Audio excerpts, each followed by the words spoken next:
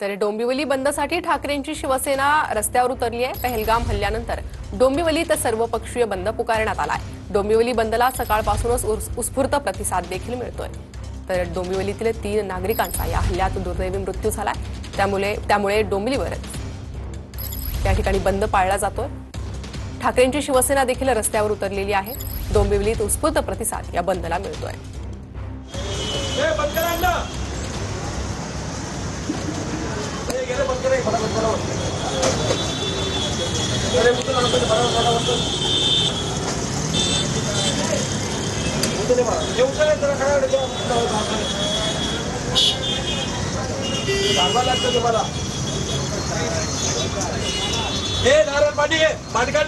मागण्या आमच्या असतील की आतंकवादी जो हल्ला झाला या आतंकवाद्यांना पकडून जे काश्मीरला जे चाललंय ते ॲक्च्युली फार मोठ्या भयानक परिस्थिती आहे।